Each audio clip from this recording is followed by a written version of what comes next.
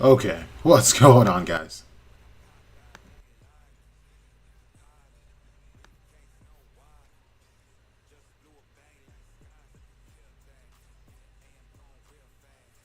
I'm so sorry. I don't know what's going on with my stuff. Um, okay, what's Jesus? Um, yeah. So last night I didn't realize that my stream had just completely cut out. But luckily, I got to the end of chapter 19, the one that I'm going to start, before I realized that the live just completely cut out. Um, Not sure why it happened at all, but I'm going to try to be mindful and kind of check in every now and again to see that it's not happening. But anyway, yeah, today I'm going to start on chapter 19. Bro, I'm just paranoid right now. Okay. Looks like we're still going. Okay. So anyway, I'm going to start on chapter 19. We'll just get right into it. So last chapter, I believe, yeah, Mars yeeted Asta into the next room. So uh, something that I like about cover page is seeing, of course, Noelle and Mimosa as kids, just kind of wondering where this place is that they're at. It looks like the place where Astier, had Noelle, and it's just run down now. It also kind of looks like the place that Noelle ends up like training. A flashback that Mimosa has, I think, in this chapter. But either way it goes, one of the cooler parts of this is that Noelle is wearing this mini Silver Eagles cape, and that's a really nice touch. So I like that Tabata did that. Anyway, let's keep going. So, yeah, Asta gets yeeted into this room with the sword in it, and it's already in its dilapidated state, and it's just so tough to say why that is. And to me, and just running off of the theories that I've had, I really do think Liebe was the surviving son of Licht, and he had some control of the swords. And remember that Sekre lost track of so many hundreds of years before she was able to reclaim that grimoire and find it and guard it, I guess. So there's definitely enough room for Liebe to be able to wield these swords and whatnot. And if that is the case, then I guess it would kind of make sense. But it's really tough to say. Another nitpicky thing is like Sekre. I think I might have talked about this last stream, but Sekre lands on top of this, and I'm just kind of wondering if the if the sword is draining magic from her or mana, because that's what it's supposed to do. But I think in a few chapters I'll go more into it and why I think it has more to do with Asta than it does the actual sword. But yeah, anyway, Mars just going off, right? Then we get into his flashback, and this is so sad, right? Fauna saying, I bet you'll be the first one out. I mean, you're the strongest of all of us. When that happens, I'll wait until you get out too, Fauna. And she says, let's see the outside world together. And of course, that just doesn't really happen. Not in the way they expected it, at least. And this obviously would be Morris. This is the final test. Kill each other. This is intense, man. And it's kind of a weird thing to look at, right? Because we see from 1.5 people. We don't really see Fauna's perspective, truly, because this is all through Mars. But there's all these people that are silhouetted, right? And they're just NPCs. But like, imagine there are other stories like the two of them, and we're only seeing Mars' story and sympathizing with it because this is the perspective we were given, and it's the only thing that we have to go off of. So it's really sad. And Morris is definitely by far the most evil character that was introduced to this series, by far. What Zagre did was crazy and cruel, but Morris is like definitely the world's biggest villain, the most evil, and he's human. So that says a lot about the series, right? The ones who survive will become the mage warrior of our kingdom and be released. If you don't fight, you'll be destroyed. So they have no choice, and that's really screwed up. And it's also one of these things, like this dystopian type of story, where imagine these people are probably relative, right? Maybe not, clearly not as strong as Mars since he made it out alive. But we also don't know how that goes down, right? You can catch any mage on a bad day, given type advantages, right? So, say they were all like, no, screw this, and blasted through that wall and just like kind of rose up together. They've been manipulated in such a way where it just doesn't seem to be an option for them, and uh, that's really sad and unfortunate for them, of course. But anyway, Fauna makes it look like an attack, but she ends up just healing him, and that's really nice of her. Like that's the most altruistic thing probably we've seen in the series as well. To be able to put your life or their life before yours completely, not having a real shot at life at all, and willing to risk it all for someone. So, I mean, for Mars, that's your ride. That's your ride and die. Like she literally rode for this dude and died for him. So you gotta wife her up at that point, right? They suit him up with mage stones, and what makes this even worse is not only that he had to kill Fauna and the others to get out, but they suited him with her magic. So it's like a cruel reminder every time he has to use it, what he do to get out of there, and so he can.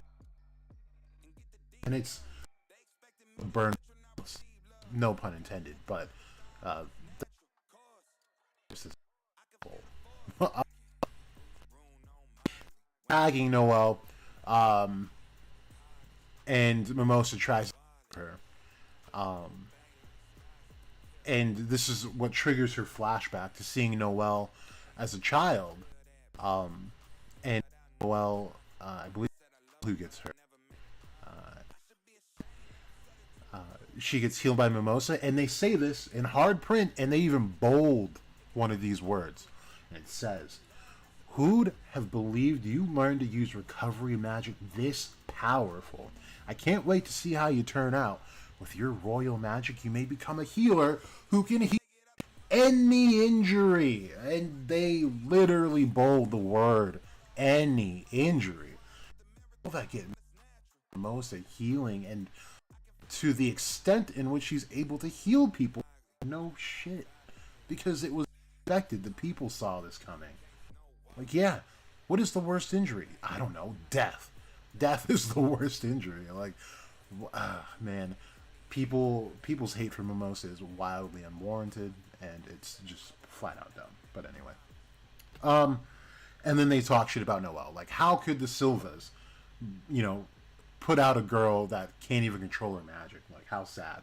And it's the way they word this too makes it seem like there's a silent feud between the Vermilions and Silva, and by silent I mean there's not necessarily like a war between them, but it seems like they might be broken up into a branch, right, where they might consider the Silvas as the more true heirs to Tetsuo Lumiere, rather than the other way around. Because they say, imagine royals turning out a kid like that. These are Vermilion speaking, and they say, I guess our house of Vermilion really is the true royal family. So it just seems like that is kind of where it's at with them. But yeah, we see Noelle just training, right? Her water magic is literally going everywhere but the intended target. In this case, I'm not quite sure what the intended target is.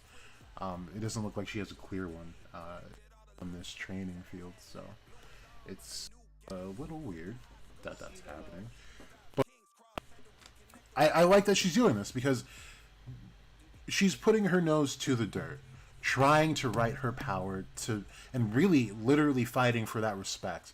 And I think Mimosa goes into this a little bit later here, where she says that royals look down on hard work, because that means that with the power you needed to be just naturally powerful. So it's something that peasants do and commoners, which is why later we see that muscles are viewed as ugly because those are physical signs of hard work. And that's sad. But Noelle was able to. She wows the socks off of everyone, of course, later in the series, and it's cool to see how far she's come from these misguided attacks to literally blowing people away, like Veto, Fauna. She literally decimated Fauna, like probably the worst body we've seen, in a fight. Like against a non-devil. It's crazy how much damage she puts up. But they one of the things that I can admit I don't like is how Tabata just heals them. Right, Fauna was able to heal her own half body. Like no one batted an eye. Like we shit on Mimosa for healing people that were like supposed to die. Fauna didn't have a brain or a organ. She just had her legs and I guess her vagina and her ass. Like, and she regenerated all of that. Like how? And we're not. And no one was mad at it. No one was mad at it. But we're mad at Mimosa when she does it. It's crazy. But anyway, if I were her, I might give up. All the royals make fun of hard work. They say it's for those who were born without power. It isn't something royals do, but you can work hard, and I really respect you for it. You must not die, Noelle. So this is a really good moment from Mimosa to Noelle, because in the beginning of the dungeon arc, when they save Noelle and Asta from dying from one of those traps, Mimosa and Noelle are like really catty, and it's the only time we ever see Mimosa like that. This was the moment where that all just kind of turned around. But yeah, and look at vag healing magic, dude. Vaginas heal anything. Actually, vaginas give birth to things. They create things. So, I mean, if we're talking about vagina magic, those that's like strong magic, bro. But anyway, so look at I just want people to appreciate, like, Tabata was putting out very detailed art week to week, especially in these early chapters. Like, look at the swords; they're very, very detailed. The diamonds are pretty detailed. I think like this, what Mimosa looks like is something like a good artist can do, for sure. But still looks great. And then no one can seem to get to their magic, so we have to assume that this particular spell binds magic, but he doesn't mention that it does. So I don't know what that's about. And this is where Mars is saying the weak aren't needed. If you don't have vast magic, then it's just you don't need to be alive. And this is essentially like the type of thought that Lucius is attempting to get rid of. Right? He doesn't want the weak to die necessarily, but he wants people to be able to fend for themselves, but also in a world where they don't need to. But if they did, they have the power to. Right? That's kind of the idea. So it's cool that this is like one of the first big fights, right? And it was almost the same with Heath as well. He was kind of taking advantage of the weakness, and he called the people who were weak beasts. So we see that this mindset is running rampant, and this is easily something Lucius could have observed on his own doorstep, and wanted to get rid of it entirely. And I'm sure Lucius will end up being one of those people after the series is all said and done, where people can make a good argument for, was Lucius really evil or not. And as it stands right now, I don't think I would ever call him evil, considering what his mission is. The thing is that he is not just in what he's doing. He's taking a lot of pleasure in lording over people. He's become so consumed by the power that he has that he's not just killing people and reviving them. He's making a whole game out of it, and that's where he's going wrong. So it's, it's a fine line, and he's kind of passing it as he keeps continuing to seemingly not care about people. But it's a different mindset when you know that these people are just going to come back to life, right? So maybe it's like him enjoying the last, fretters of the world that was, or that is soon to be, broken and demolished. But anyway, yeah. Again, the art incredible. From the flowers on Mimosa to the details on Asta to the broken swords. Like, this is weekly, man. This is amazing. And so Mars has got to be pissed at this point. Like, he's got to understand that this kid is the main character because, like, what in the actual fuck? How did I just yeet this kid and he comes back with a new sword that is convenient for the situation? Like, I'd be pissed if I was Mars. But he's smart. He just keeps overwhelming him with attacks, and of course, one of those swords breaks and lodges into Asta. And it's something that really can't be helped, right? But I'm kind of jumping ahead of the story here. But he's saying that he can deflect his attack spells now because he's able to swing the sword around fast enough. But as long as he's got the flame recovery magic, he can't finish him off with the sword. And so I want to kind of get to the big part, right? We start seeing Noelle's magic flaring up. And this is something that I'm trying to make sense of. And I think I have a pretty good handle on as to why we only saw this instance happen twice in the story. So Noelle gives him consent. Hurry up and crush him, Asta. And the magic goes foo-fwa-vooming into the sword. And we see it radiating in the sword now. So I want to, there's so many things to unpack here, right? I don't know if I said it last stream, but I think it's important to understand who all is in this dungeon, excluding the diamond mages. They're all literally related to one another. What's up, Tingus? Tingus? Pingus. So Noelle and Mimosa are directly related to Tetia and Lumiere.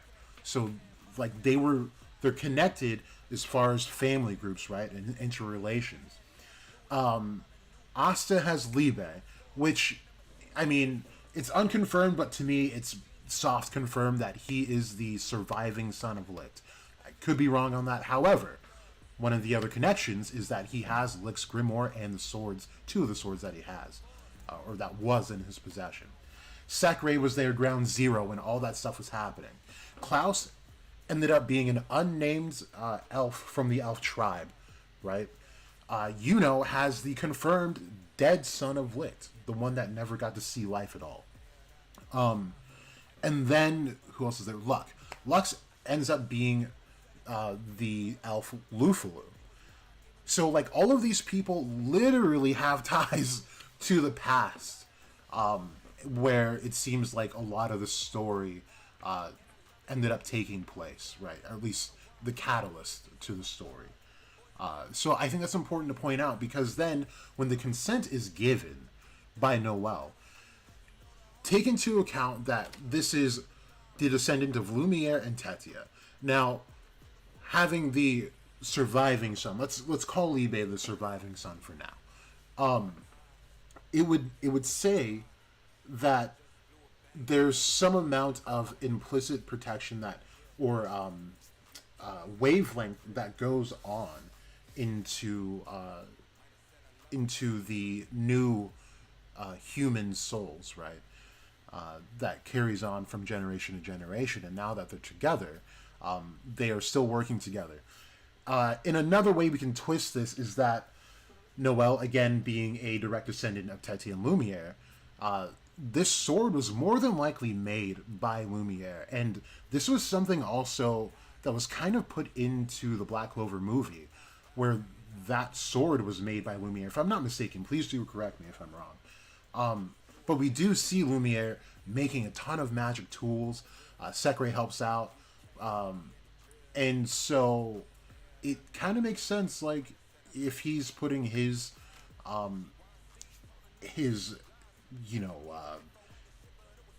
his effort into making that sword, then he is attached to the sword himself. And it's kind of a Japanese mythos thing as well. Anyone who's forging a katana is just winds up putting part of themselves into that sword. It's just the process.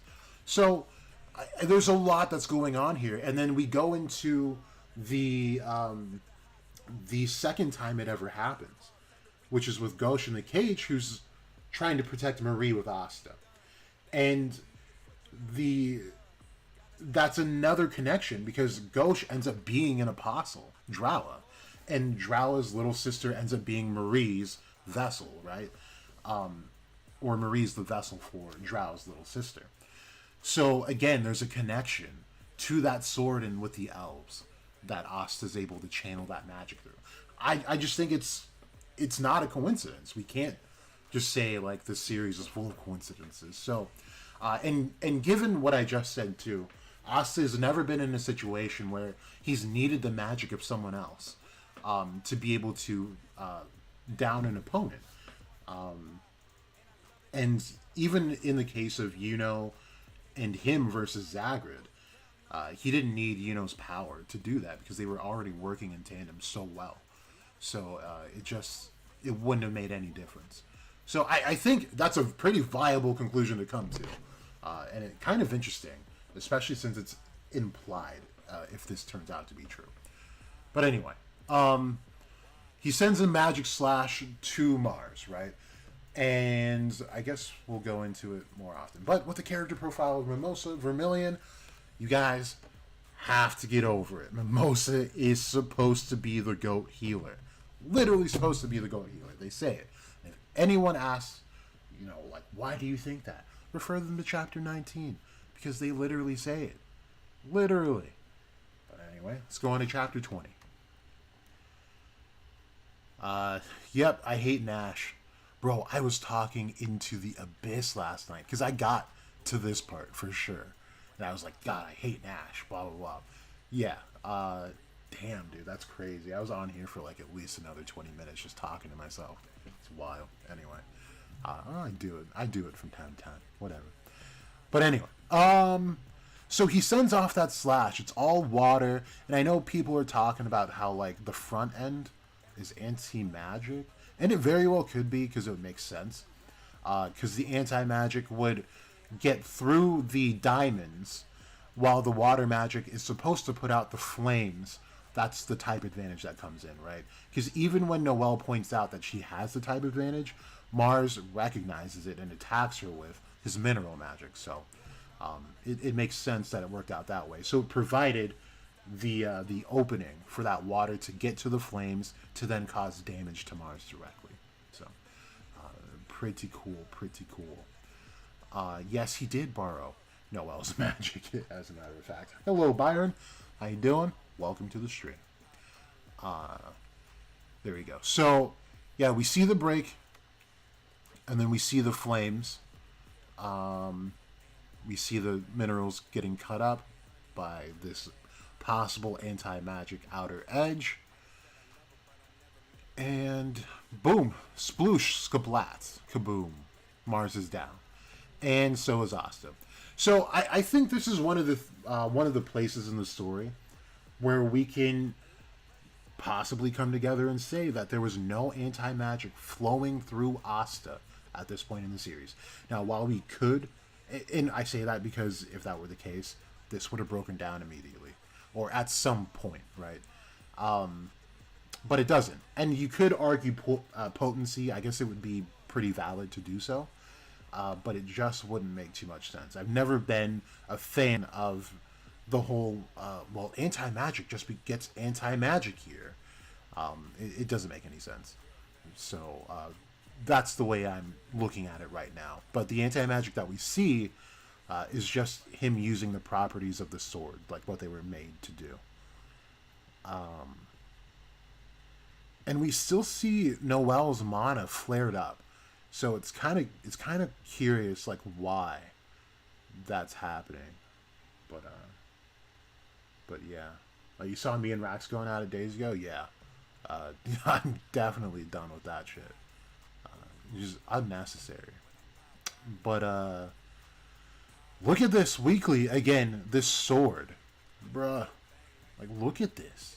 It's so detailed. And we're getting into another big part again. Far away, still has the same detail. Like, we can't shit on this dude, man. We really can't. This is so beautiful.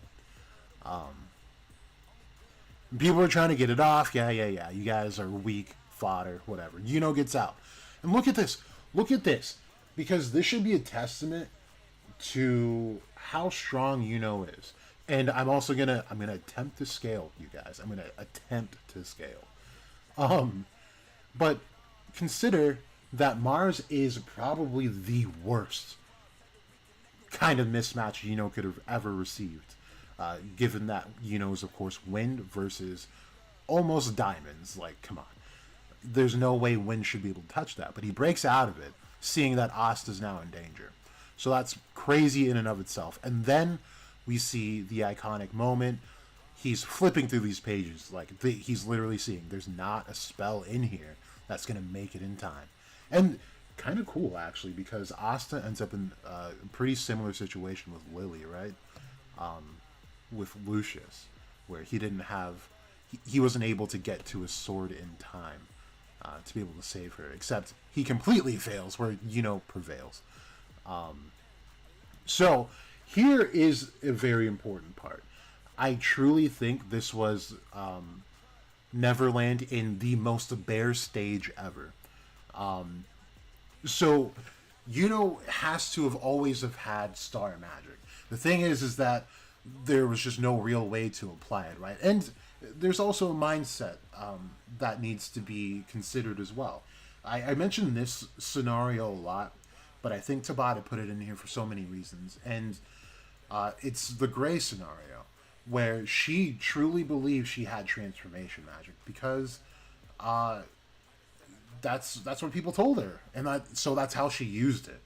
So there was no real drive to use it in any other way than the way it was classified until her back was up against the wall. She got desperate, and then we find out that it was transfiguration magic, or transmutation magic, or whatever they called it, which is a huge, huge difference. So would have no idea that he's got star magic at all. Doesn't mean it's not there at all, though. But it would mean that he probably can't get a true grasp on it because he doesn't know that he even has it. And here's part of the other deal, too. He doesn't have that grimoire. And remember that grimoires are kind of like the sharpening thing for like a sword, right? Every mage, except for Asta, has magic, and they have base spells, like you can use those things. However, the grimoire kind of fine-tunes that and gives you more specific applications of your magic to be able to use in real time. So he doesn't have that for star magic, but we know now he's got 2 souls. So he's able to draw from the 4th leaf and use that star magic to be able to stop time. And this is good, because in Neverland, what does he say? Time does not pass, and so time here stops. And I think that just makes the most sense to view it in that light. And the only thing that we see next is Belle awakening. And one of the things I'm kind of noticing now is how her dress is kind of darkened here. Her wings are a little bit different there, and her hair's a bit different, and it kind of looks like the stars that end up on her wings and her dress later. So it could be indicative that of him using star magic in this case here. But yeah, Belle just shows off her power with just one little whoosh, and Mars is just down bad, bro. Like, this is absurd. So now let's flash forward. This is where I'm going to attempt to scale. Mars was the worst possible mismatch for and Yuno completely destroyed him, right, with Belle. Then we flash forward to the Spade arc versus him and Garderoy, a disciple at 40%. And he couldn't cut through Garderoy using his best spell at that time. That should say a lot about like how strong those dudes were. And I never looked at it like that until just recently going over these chapters. But even at 40%, these guys were a massive, massive, massive issue. So really cool to kind of look at it like that. Everyone's just kind of shocked. And then is too, really. And yeah, Mars is down for the count. Got the wide eyes and everything, man. They say if your eyes don't close when you die, you deserved it. But anyway, then we see the spirit. It's funny. I really have been like. There was a time I was looking at the writings in the grimoires between like spirit writing, regular writing, the demon writing, and there's like some consistencies here and there. Like I know in spirit writing, let me see if I can find it on this page. It's this one. It's the very first one. Is actually in the Kabbalah. Oh, and I think this one too. Maybe these two together. So these three are actually like letters in Enochian letters are what they are. I believe. I hope I'm not mistaking that. But the rest is like inconsistent, so it's very tough to like decipher. And then you see this. This is actually like katakana, where this would be like fu. This is very close to re, and then it just starts getting all sloppy. But this last one is ah. So it's like Tabata's very creative with whatever these languages are. It's just very hard to decipher. The sword goes back on its own. And yeah, again, this writing is tough to make out. Like that's very close to a Japanese letter, or character rather, as well as this faded out one. But the rest is kind of, this is close to that one I just pointed out in the spirit writing. This little L shape with the dot. You find that right here. It's so there's like some similarities, but obviously it's different, right? But yeah, anyway, we'll keep going. The dungeon then starts to collapse, and they take note. It's like as soon as the sword gets absorbed, Bell goes back into the grimoire here. They then highlight where we got the sword and where we got Bell. And then everything starts to collapse.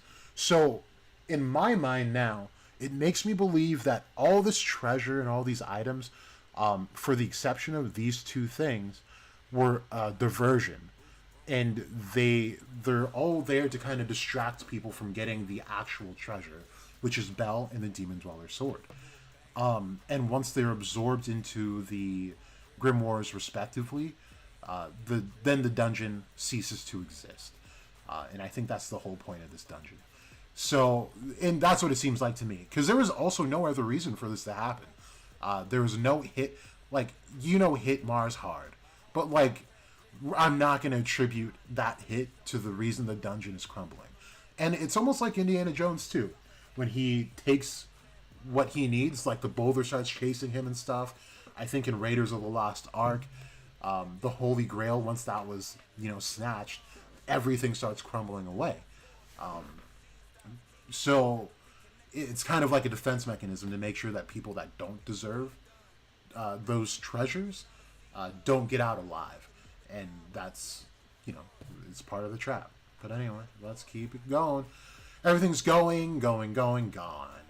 And we have Mars's character profile. He's got one of the coolest, just profiles, just by far. He's cool. Very simple man. He likes fauna. That's it.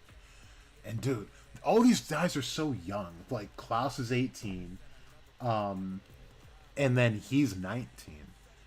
And they brought a bunch of 15-year-olds, and I forget how old Luck is, but he's older than them. I would say he's around 18, 19 right now, because I think he's 21 currently. But yeah, just kids fighting kids, man. That's wild. And Lotus is older than all of them by far. Okay, so now the dungeon's collapsing. Ads are popping up everywhere. It's a disaster. And we get this. So, another good cover page. What I like about this dungeon arc, outside of the parallels I was making between the elves and the Tetia and Licht and all that stuff, is that there's a story here between lovers, right? Mars and Fauna. Mars had to kill Fauna, because he was forced to do so in order to escape being trapped in that place that Mars had them at. And Mars ends up acquiring her power by force. And then Mars is now in the way of Mars, or not Mars, but Asta and Noel, where this is now like an alternate dimension, if you will, of what Mars and Fauna could have been, where Asta and Noel find each other. Originally, Noel doesn't like Asta at all, but ends up gaining respect for him in this dungeon. And she wills her power to him, willingly, without anyone forcing them. Noel ends up getting saved, where Fauna does not, unfortunately. And, in a way she does later, of course, we know that. But, not to Mars's knowledge, for sure. And not even to her own knowledge. But it's cool that it happened that way. And that Asta and Noel's way ends up prevailing over what happened to them. So it kind of ends that cycle, which is really cool. But, people are out here, shitting on Tabata's writing. And there's just so many things that he's doing. He's writing circles and interweaving stories so delicately. It's so nice. And just the very title, Destruction and Salvation. Mars has always been a weapon of destruction with his mineral magic. Fauna is salvation. Her fire is able to heal people and herself to great extents. And even again, paralleling that with Asta Noel. Asta's power only destroys magic and other things, while Noel's magic is water, and it's able to protect and bring life. Water is naturally the one of the things needed to sustain life and create life, and that's just a scientific fact. So it's just very interesting how that all breaks down. Dungeons collapsing, people are panicking. This wind arc is so underrated. This thing is so cool to me.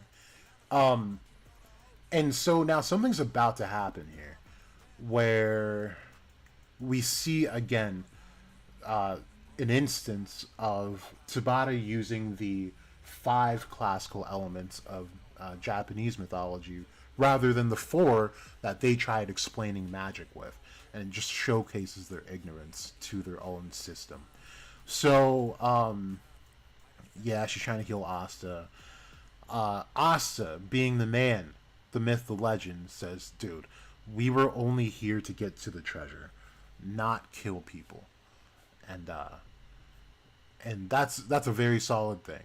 And even if that didn't come truly from the heart and he's just following the direct orders and being anal about it, it's still a great thing to, hop outside of yourself, your dying self, to be worried about an enemy who literally just tried killing you, almost succeeded, and almost succeeded in killing Noel, your teammate. So Asta has just been a really good guy in and out of the series. So they can't get to him in time, which sucks, but Mars makes it. We know that.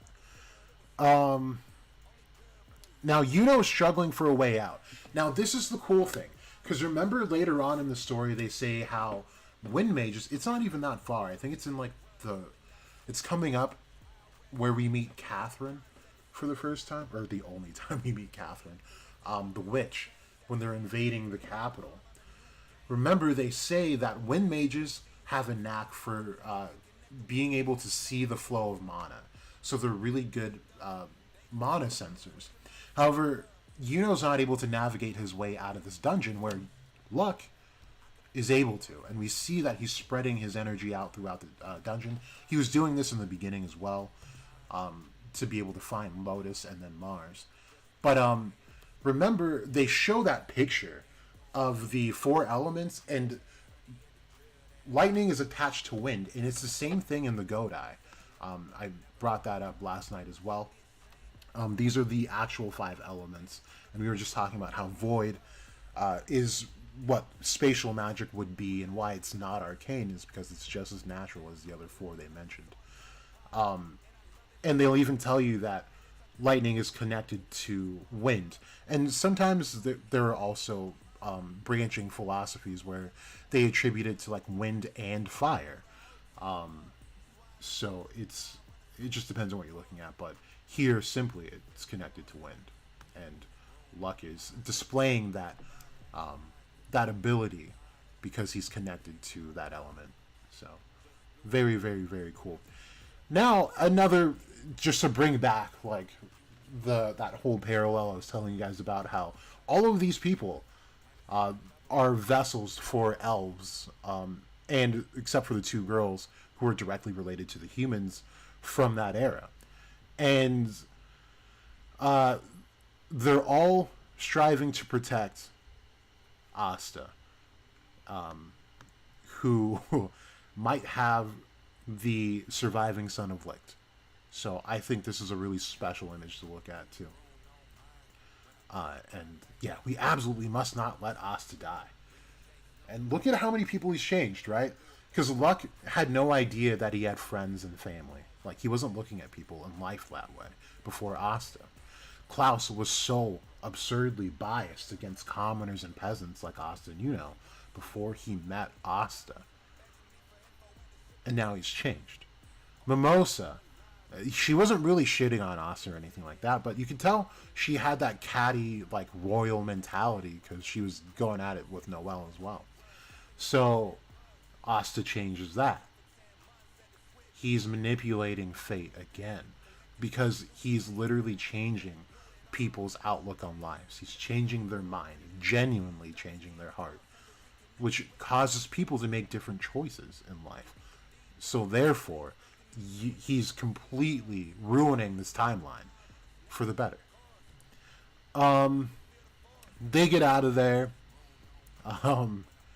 Looks like some other rogue people were going to try and come in inside the dungeon, but they just kind of missed it by a hair, right? They get out, and Klaus, always with the glasses, he's just styling on us right there.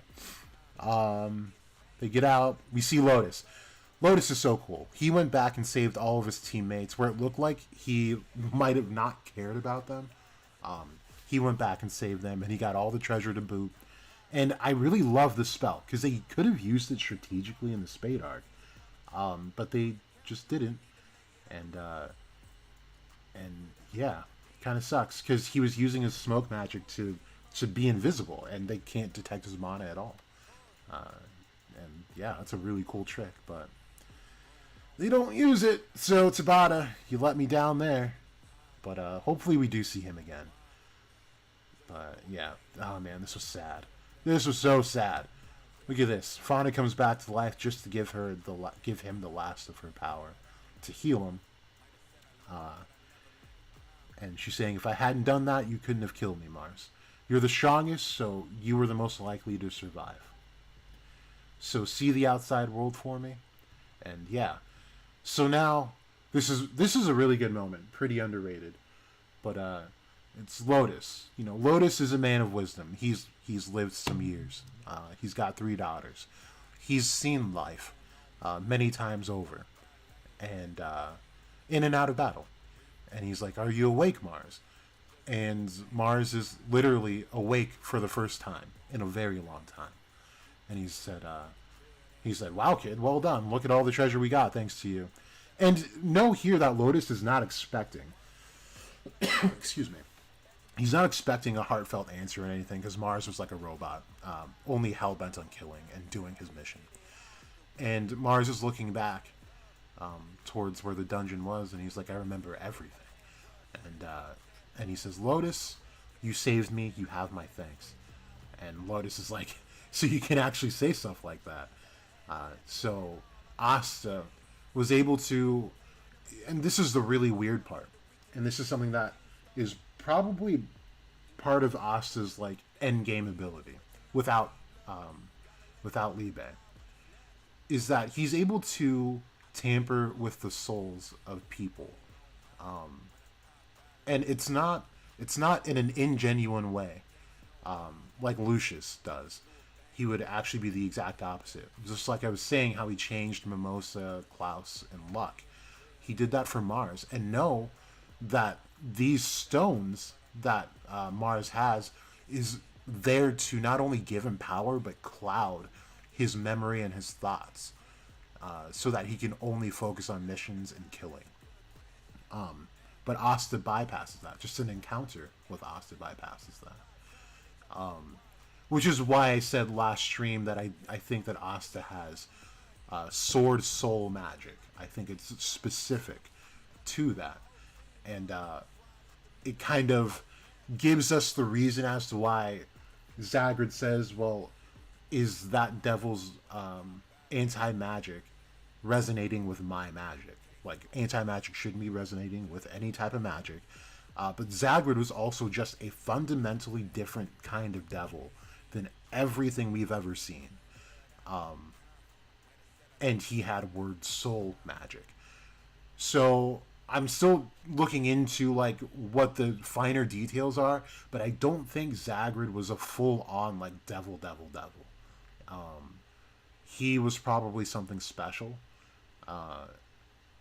And he was trying to shoot for something much higher as far as his state of being. But yeah, it's really interesting if you look at it that way. And if you guys want, I was also thinking about something that I covered during Hino, talking about Ryu's eye, that could apply to what Asta does to the things that he touches and why they end up gaining special powers, aside from having sword magic, right? But you guys just have to remind me once we get through chapter 23. Okay.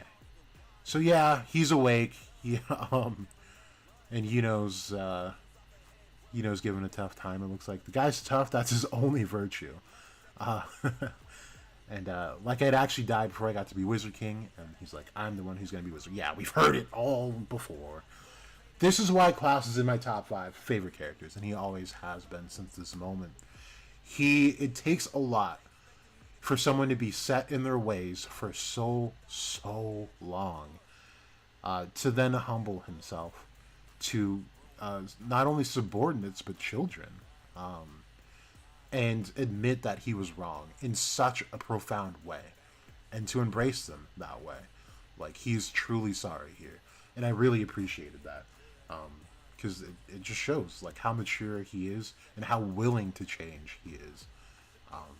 So I thought that was really special of Klaus, and of course this is not something you see, and he gives them a very heartfelt apology. It's not just I'm sorry because I wouldn't acknowledge you because you were peasants. Like, he was literally saying, I was being a piece of shit, and I'm ashamed of myself for it. And he admits that they're both excellent magic knights of the Clover Kingdom. And they kind of make a joke out of it to dial down the intensity, but it's a very solid moment from Klaus. And I don't think anyone really comes close to that, to be honest. I really liked his character arc. Very short and genuine, and yeah. Chapter 22. Oh man, more ads. Gotta love ads. Alright, back in the Clover Kingdom. Ooh, it's haunted. Just kidding. Alright. So, this is Asta's first time in the capital, I believe. It's the hugest building I've ever seen. And, Charmy's feeding the crap out of him. And Yami's congratulating him on a good job. And he gets called up to the capital for a debriefing with Julius, of course. They don't invite Luck because he would just start trouble. He's already there. Like, I bet there are lots of tough guys there. Can I fight them? And yeah, so he doesn't even get invited. Instead, we've got a mission, so go on that with Magna. And, of course, he's happy to go, because these guys are always raring to fight. And Charmy decides she wants to go. And Yami says no, but we know she ends up there anyway. So they're all going together. Blah, blah, blah. We haven't seen you for a week, Asa. Are your injuries healed already? Yeah, I slept a ton. And he's like, what are you, a little kid? I like how much shit gives Asta. It's truly brotherly. I've always liked it, especially when they part ways. He's such a jackass, but he's lovable. And it's the first time Mimosa's like, oh my god, like I'm falling for a peasant. Uh, but yeah, she's like, what should I do? When I see Master Asta, my chest starts to hurt. I don't think it comes out like that in the officials. I don't think she calls him Master, but if she does, that's crazy, man. That's a kink. Uh, ever since that day, he's all I've been thinking of. What's the matter with me? All right, we're done with the lovey-dovey stuff. So they both run away. Noelle's also kind of jealous, whatever. Then we see Julius. Hey there, come on in, young people. That's how I should start greeting you guys in my intros. Instead of, hey, it's Jack Oates to go. Hey there, come on in, young people. Right. Maybe I will. Maybe that's my new thing.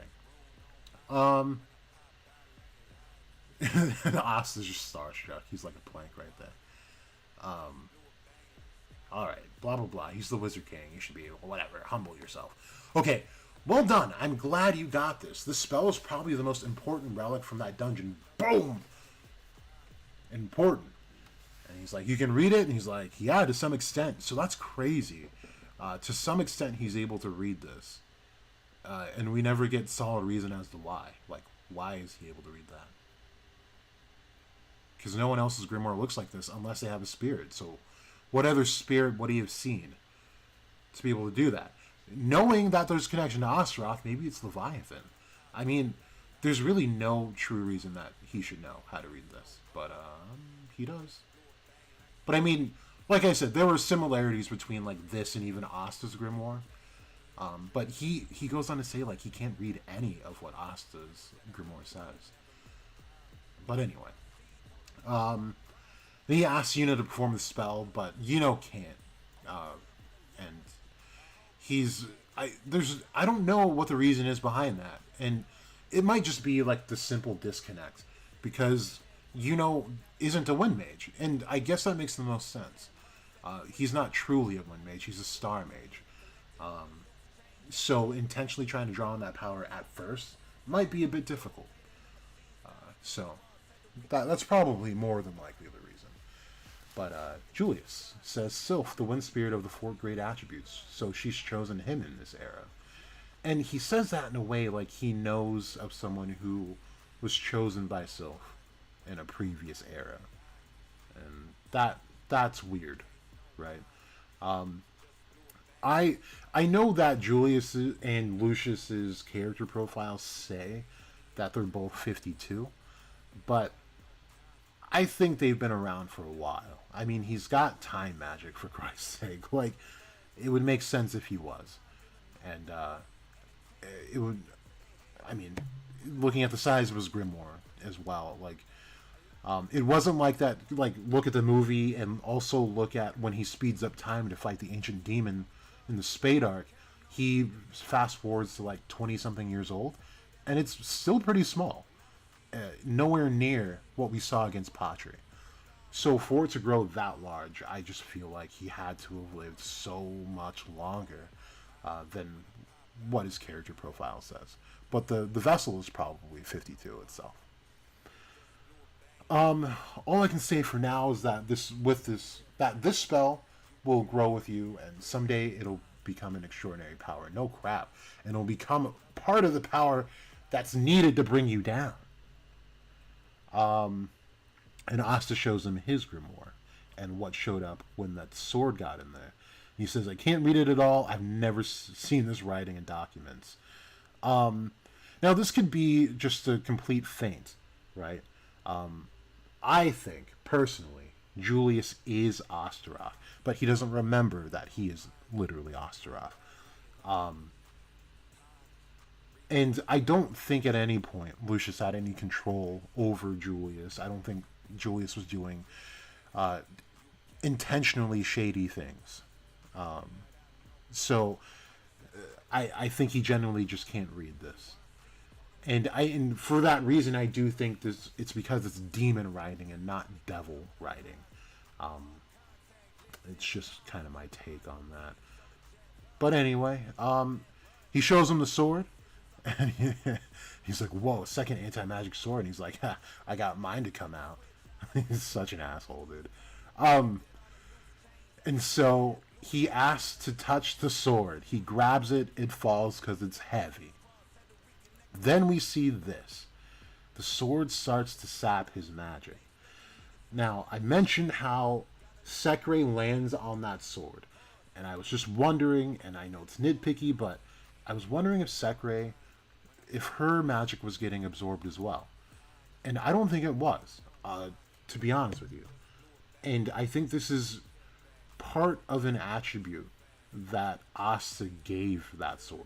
It's, again, tough to say. We don't know anything about these swords, man. And even though Licht has a vast amount of magic, that would mean that Lumiere should be able to pick this up and be able to wield it for some amount of time. But I do believe there's an instance where he gets hit by this sword and he's kind of out of play for a minute. And given he's not in his real body or anything like that, but he's at his full power, and his magic got sapped like that. So it's tough to say. And the only other conclusion I can come to on this as well is that the thing that Asta and Sekre have in common are their interactions with negative mana. Excuse me. So Sekre used the magic stones to use forbidden magic, which uses negative mana, which then in turn shifts the shape of the soul of the person using forbidden magic.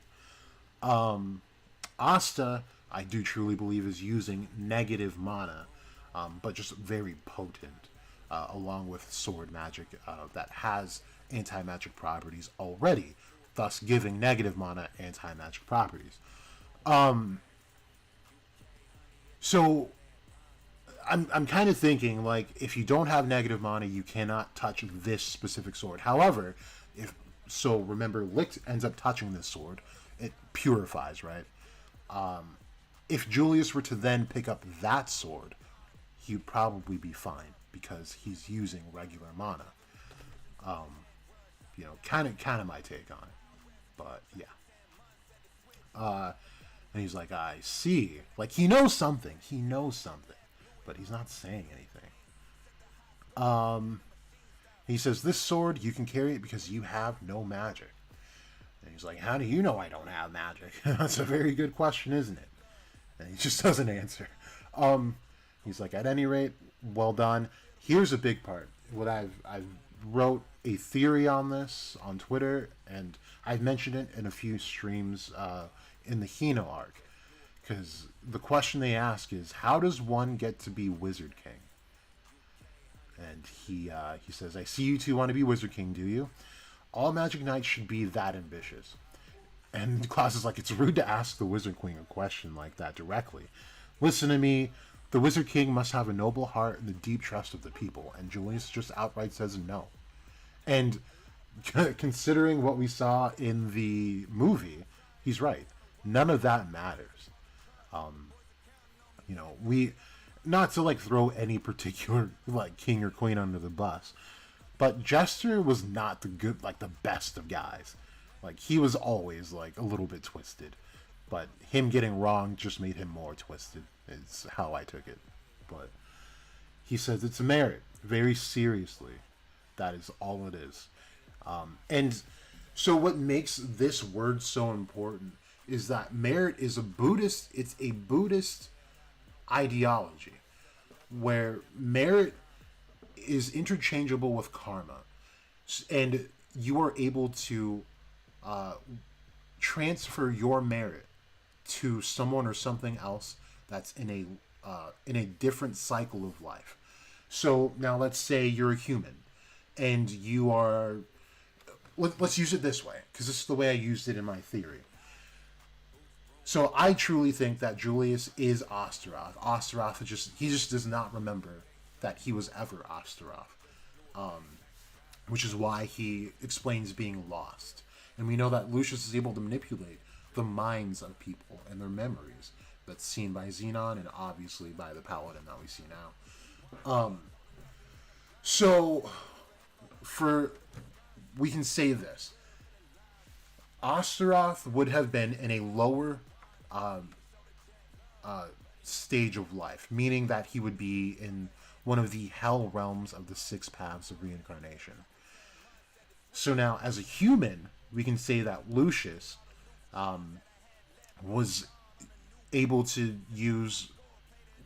transfer merit to Osteroth to be able to get him to become a human, which requires a sort of death, meaning that Osteroth would have to relinquish his demonic state, or his devil state rather, to ascend the cycle of reincarnation by going from a hell realm to the human realm and becoming Julius, in which Lucius, I would think, offers his own body to be able to do that. And so it's a transfer of merit, and Osteroth is now no longer a devil, but has that power to rival something of that stature. But it's a very real thing. Buddhists believe in transferring merit. It's like prayer, almost. So I just think this is just such a specific word. And seeing what we saw out of Hino, I just can't take this word and like make nothing out of it. So I think it's somewhere along those lines, is what he's saying. But then he does, of course, dive into more of the specifics. And he says you can't protect people with pride alone. Trust comes after you've built up your reputation. People want just one thing from the Wizard King: achievements that mark you as the strongest. People literally do not care if you do something that's really in the wrong. We see that they were gonna let Damnatio just kill a child in front of them, because Asta wouldn't come forward as the devil. And they didn't care. They were foaming at the mouths. They were just ready to see a show. But Damnatio is showing them results, right? So they don't care. And that's why they hold him to such a high esteem. But he says, devote yourselves to building a reputation. That's everything. No one who's unable to do that could ever stand at the top. And he's like, bring it up. Because this is Alec Dora. He's Dedic Dora. Dedamone. He's also dead. What? Sandler, right? Something Sandler. He's dead. You're dead. You're dead. You're dead. You're dead. Pretty much. I mean, you might as well be. And you're just dead to us. Wow. Just a row of dead men. That's crazy. And then we've got asshole Bay. No, whoa, that's Nozel. I meant Nebra. Chat. I meant Nebra as Bay. Bro, that was such a blunder. Oh my goodness. We're just gonna keep going, man. That's wild. I can't believe I did that. Can you give me better results than they have? And gives them that look. I mean, what results? Soul is standing right there. What results has Soul given anyone? Charlotte, I can see.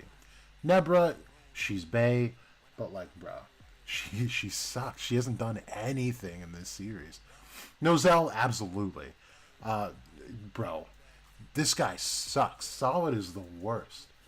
Although, like, I'll give it to him now. Like, diverting an Ancient Demon's attack is big. It's huge. So that's cool, but like up to that point, like what was he doing?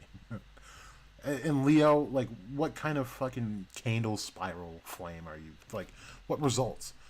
Fraudolian at this point in time, yeah, probably.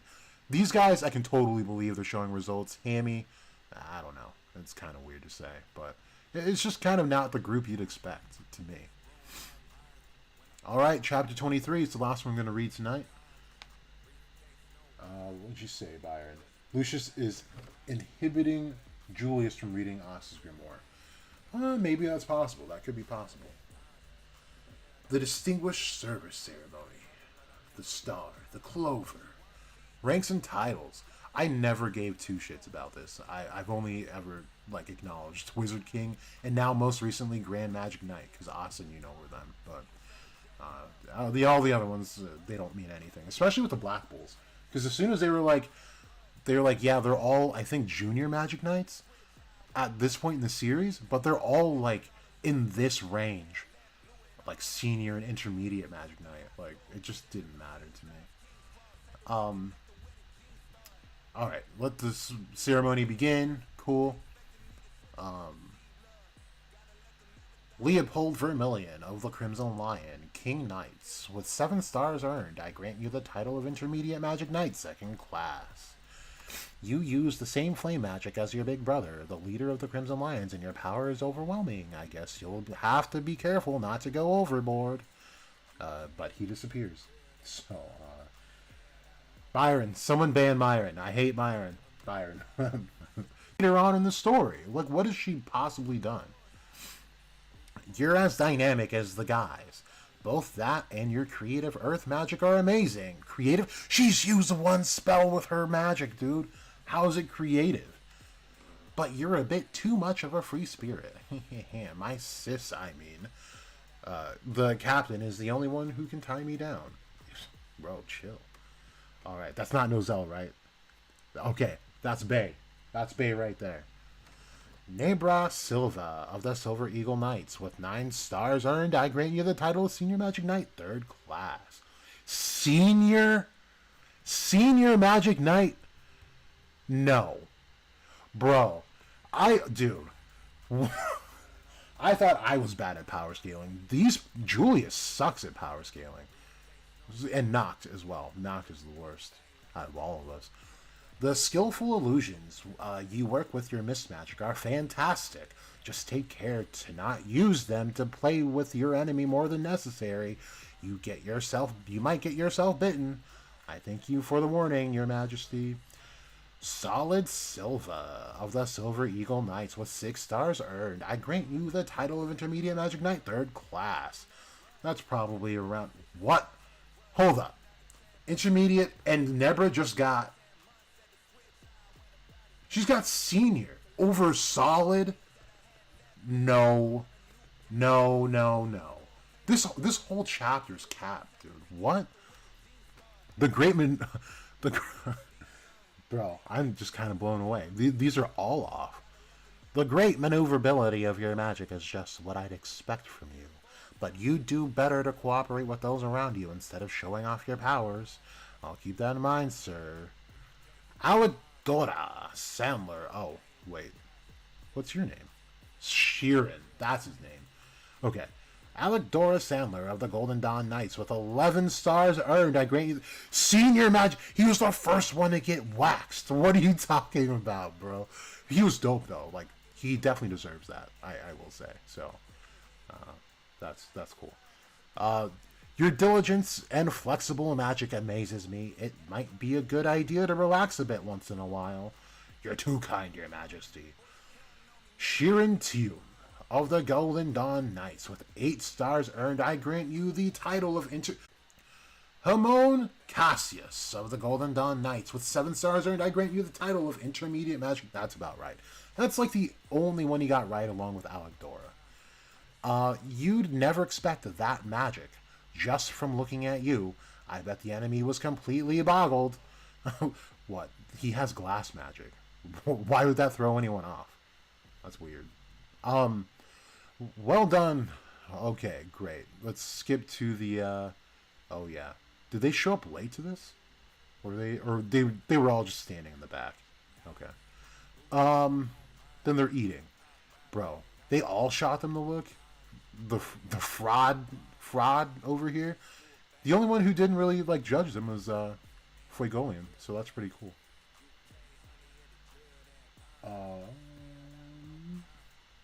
I just need to check, make sure I'm still good here.